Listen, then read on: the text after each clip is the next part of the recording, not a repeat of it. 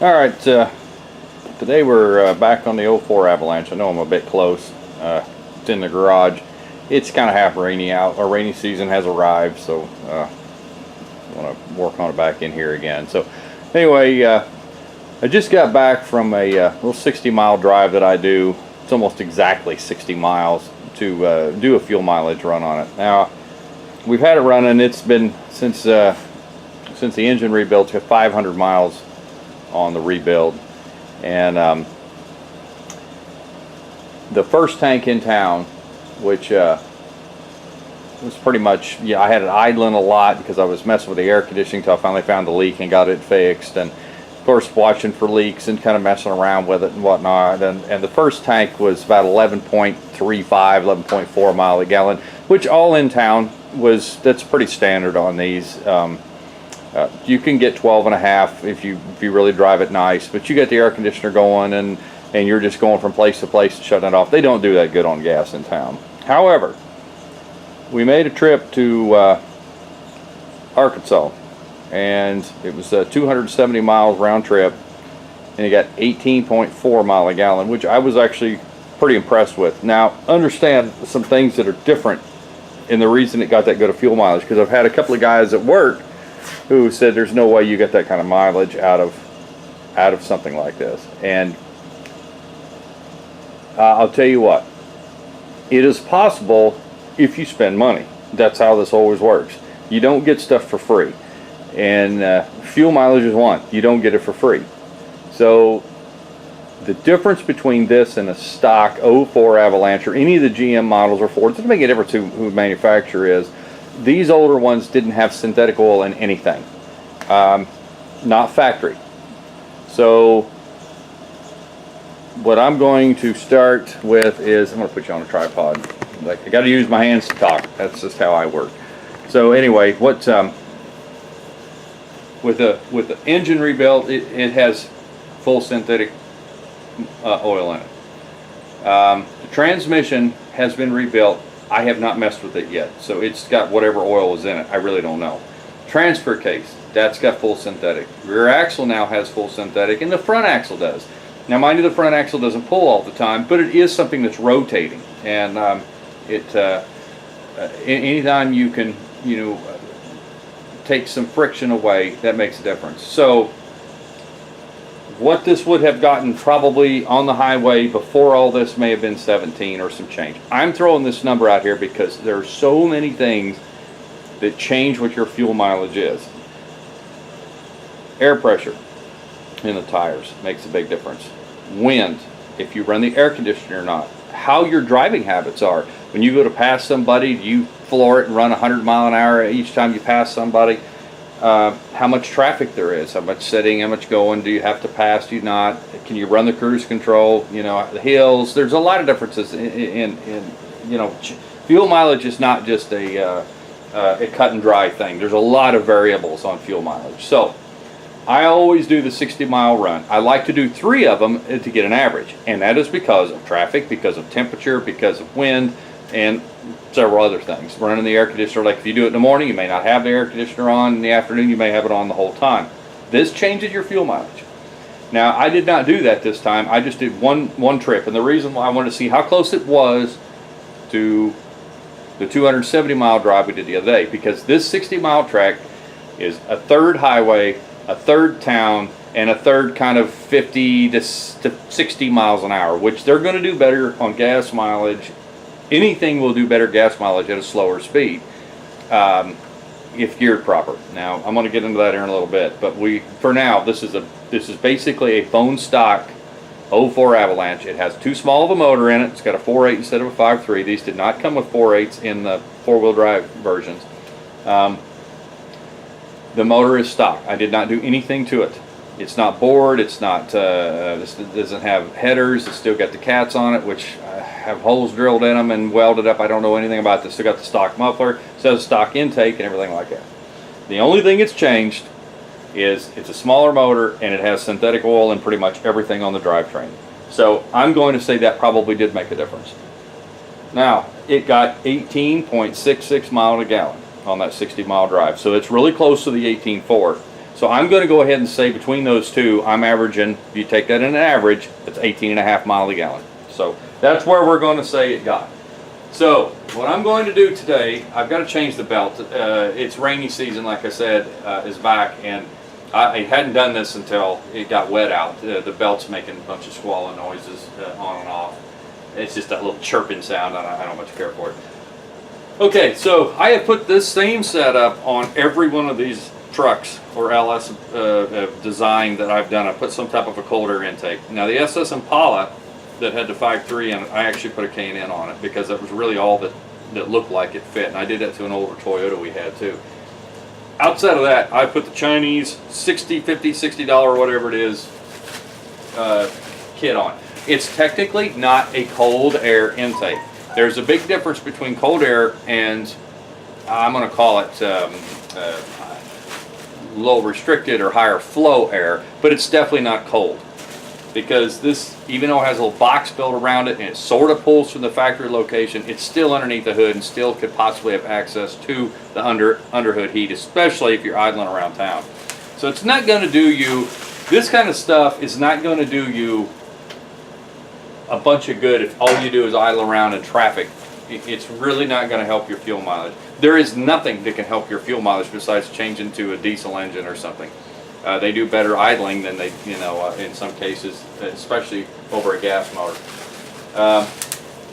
This is kind of, I'm just taking them out of the packages. I opened the box the other day to make sure nothing was damaged, but I've actually had this thing 3 or 4 months. They want you to build the box. There isn't much for illustrations. You just kind of have to figure out how to do it on your own. It's not hard to do. I've done it before. Like I said, I actually give a whole bunch of this away. I bought an extra one just for the air cleaner. Because nobody had a big air cleaner this size that I could find here local, and so I just bought a whole tire kit for the air cleaner. The Suburban pulled a bunch of air, 80 millimeter throttle body. It was a 6-liter, had headers and stuff like no cats. It pulled enough air to start pulling the blue crap because it was blue. The one on my truck is red. One on the Malibu is red. This is actually going to be black and white, but started pulling the paper part of it, I guess you want to say. I didn't either have enough oil on it, or but pulled the inside and pulled it into the intake. I got looking at it, I could see air holes through it. So anyway, got pretty much all the necessary hardware comes with it. I'm not sure what you're looking at exactly, but it's got several hose clamps. It's got the box you build. Like I said, you can get these, again, they're Chinese, I'm sure. You can get these various colors too. I've had red, I've had blue, these are black. If you look at that Malibu video with the 5.3 in it, it's got a red one in it. So does my pickup.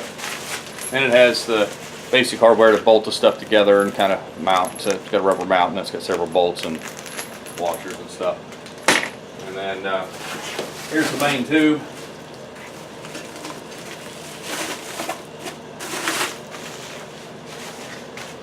Like I said, it is definitely Chinese at its best.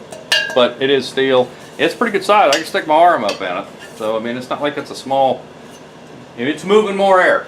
There's no doubt about it over the stock one. When I pull this stock one out, you'll see the difference in just the way the air moves, how it has to move, and how much freer this is. So, again, what this does is actually allows more airflow. It just allows more air to come into the engine. It's not forcing it in. It's not it's not really adding. I know they claim, oh, it's adding 15 horsepower and 10 pounds of torque or whatever, and it's doing this. I really don't do it necessarily for the power. This 4.8 probably needs it, especially being four-wheel drive. It probably wouldn't hurt to have it. This is rubber, goes on that to kind of help seal that rubber the box out. I'll show it to you here after a bit, but it's not that big of a deal. Anyway, I'm more doing it to see if it really makes a difference on fuel mileage, because all the other ones I've done everything at once. I've done the exhaust, I've done the intake, I've done the synthetic stuff. Journey, I do it all at once, and I usually see a pretty dramatic change. Now, can I tell you for sure what made the biggest change? No. That's why we're going to do this a little bit different. I'm going to do this in stages. We kind of know now as a baseline with the synthetic oils. I don't know what it was stock because I've just put the oil in it to begin with. So I never got to do the actual mileage run prior to it. but I'm going to guess around 17 because I've had several of these various states. Most of them all were four-wheel drive. And the Suburban was an 01, my pickup is an 01, but it's an HD, so it doesn't get near the gas mileage the 5.3s do. The 6 liters just don't do that good. I've not really had a 4.8 before, but I've had enough of these over the years, and then this is the air cleaner itself. And it's pretty good size. So, like I said, again, it's not necessarily... I mean, it will help a little bit on power, I would imagine, but it's definitely going to help the airflow. So that's what I'm after. I could show you how to do all this, I suppose. Not sure you're interested in seeing it, but here's a handful of things you kind of got to mess with and fight, but it's not really hard to do. I got to put this thing together, and again, they give you written instructions, but they really don't give you any. They don't give you much on on visual, like how to. Some of it's kind of easy to see. This thing I know mounts down at the bottom. If I'm not mistaken, this mounts. I can't remember if it's. I think it's this direction here because I think this sits like this down inside. The air cleaner then goes through. It sits in the box, and then this mounts to the. Yeah, I'm almost sure this is how this goes. It's been a while since I've done one. I think the last one I did was probably on the Malibu, and I couldn't use the box on that. That ended up not working. So, let's see here. A bunch of different. Some of it's kind of easy to tell where it goes. Some of it is not. This is actually that rubber isolator. And it actually goes on the bottom of the tube and then kind of mounts hard to one of these mounts. I'm not sure what you're even looking at, but maybe I better look again. No, you're sort of seeing stuff. I know I'm not much of a photographer, that's for sure.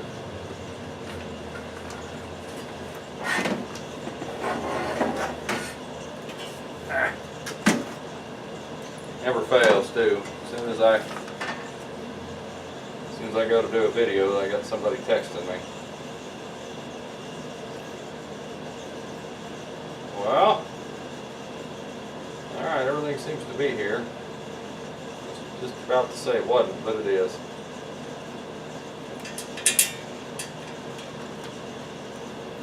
Set some more stuff down.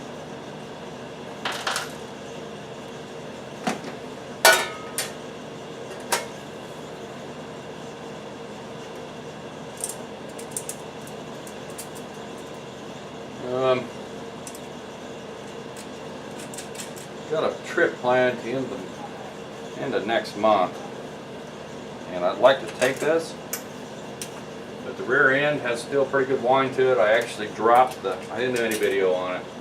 I actually pulled the cover off and drained oil, pulled the cover. I had bought a set of spider gears years ago,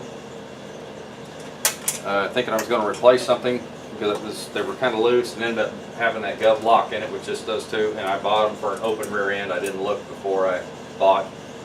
So I've had these things sitting around for about 4 or 5 years. And it happens to be that center pin that holds the spider gears kind of together, and then that bolt that holds the pin, that ended up being exactly the same. And there was some wear on both, so I replaced them, and it did take some of the clunking out of it going in between, neutral and drive, or drive in reverse or whatever. It did take some of that away, but it really didn't help the whine, of course. I thought it actually helped to begin with. I thought it had literally took some of that out, and then I didn't hear right. So when we went down to Arkansas, I thought when I first took off down the road, I thought, man, it's really made a difference. This is going to be great. I don't have to mess with this rear end. Yeah, that was inaccurate. So it ended up, it whines just as bad as it did. So I was going to rebuild it. I can find a lot of the parts, mostly Chinese, of course, if you're trying to do it on a budget. Or I can possibly go to a salvage yard and buy one that's unknown Even though they got a warning, it's an awful lot of work to put a rear end in something just to find out it ain't no good. You got to pull it back out again. So I was talking to a guy at work yesterday, and he said, well, I got a rear end out of an '02 Cadillac Escalade. He bought for the front end for something. I don't remember what it was. The motor had already been pulled. It had a transmission transfer case. It didn't have title. So he bought this thing. I don't remember what he paid for it. He drug it home and sold the transmission out of it and the front axle he needed. And it's been parked behind, out kind of in a field now for the last 2 or 3 years. So I asked him the mileage, if he knew what the mileage was, and he said he never actually stuck a battery to it, I don't think, and looked at the looked to see what it actually said on the odometer. But he thought it was 140. But again, I don't know. So well, I don't really need this. I've done this enough. But keep the instructions handy. Don't throw them in the trash like I normally do stuff. And these are, obviously this one goes on the throttle body, and it's actually shorter on one side than it is the other. You need that to go the short end onto your throttle body, and I know this for a fact because if you do it the other way around, it sticks it really close to the fan, and this one still has an air beater fan. 2005, at least on the two-wheel drives, they dumped the air beater and put electric fans in, and that shroud's even missing, if I'm not mistaken. It's a pretty good size open area. You can actually do whatever you want. You get a little bit more to deal with. I would love to put electric fans. I did them at Suburban, and ended up being, they didn't put out enough air. They were okay, but I ended up during the summertime had to wire them live to where they were on all the time, and in wintertime I put them on the thermostat that it had. He didn't like it very much. Well, let me get a screwdriver. All my screwdrivers are over there in a pile, I think. Start getting some of this apart. You've got your mass air, which you do have to keep. Obviously, they didn't send you a mass air. So I've taken this off before. I do know how to do it, I promise.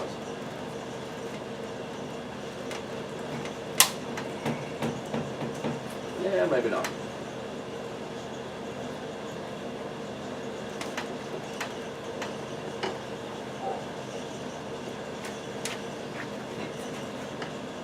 Biting me just a bit. Don't forget to plug it back in. And you also, if I'm not mistaken, this end of the rubber that the mass air is hooked to, you have to have that.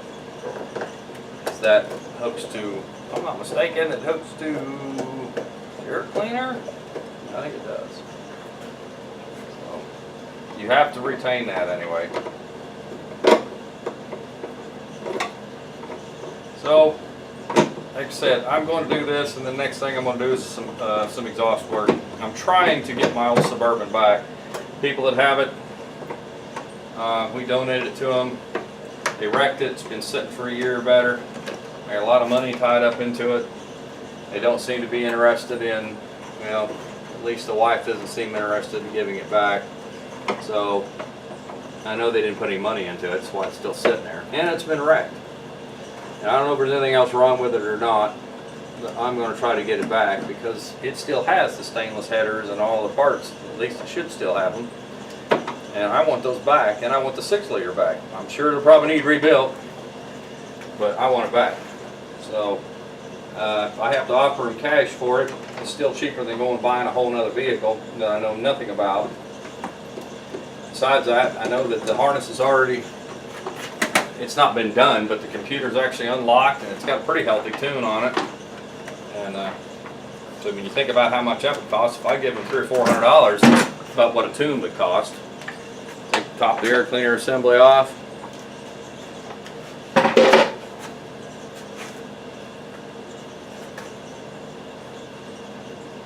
Get the mass air off there now.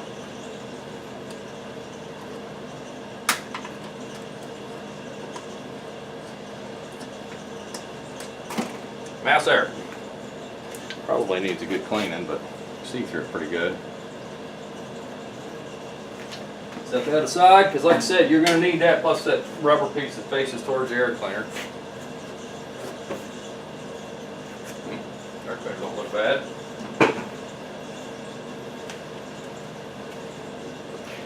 Oh, I'm standing in front of the camera. You're going to take, there's your upper radiator hose and the vent hose.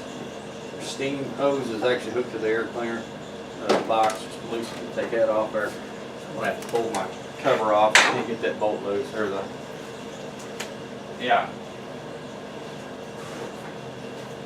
Let's see here.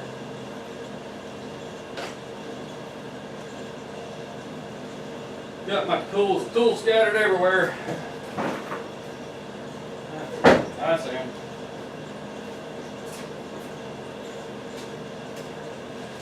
A friend of mine's working on his daughter's exploder.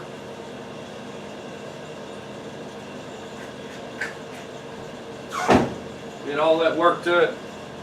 Front wheel bearings, that one back wheel bearing, and we looked at a whole mess of stuff. We were trying to figure out what it was. And I rode in it, and I said, man, it's coming from the back. So he spent the money on getting a new wheel bearing put in, which is not easy. We don't have a lot of machine shops around here, so nobody was interested. The only machine shop who would normally press that stuff for us, he said he wasn't interested in doing it. Nah, I don't think I'm going to pass. Give me a call next time. Really? I thought he was here to help us out and make money, but I guess not. So we found actually a transmission shop. The guy said he'd help us out. He over pushed the bearing a little bit, but we pushed it back and it didn't seem to be making any sound, so we went ahead and put it on. Didn't make any difference. Things still made all the same sounds.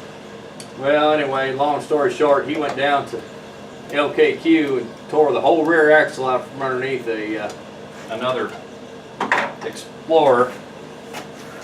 Brought it all back, and when he was working on it yesterday, he realized, because I told him, I said, man, that thing's unloading when you turn to the left, excuse me, to the right, it's unloading. I said, I bet it's the right rear wheel bearing. He replaced the driver's side, and because that's where he thought the sound then was coming from. Anyway, it was the right rear.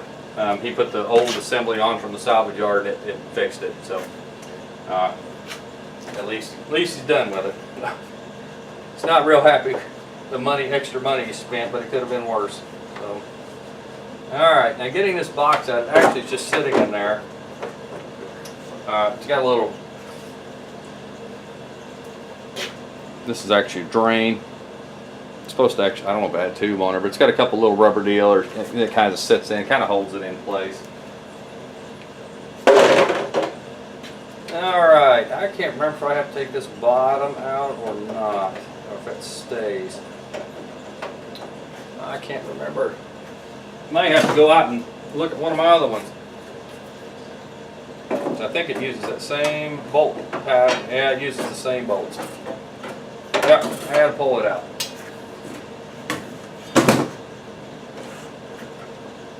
Yep. I'm actually, I'll show you when I pull it out. It's basically bottom. It's like kind of a bottom mount.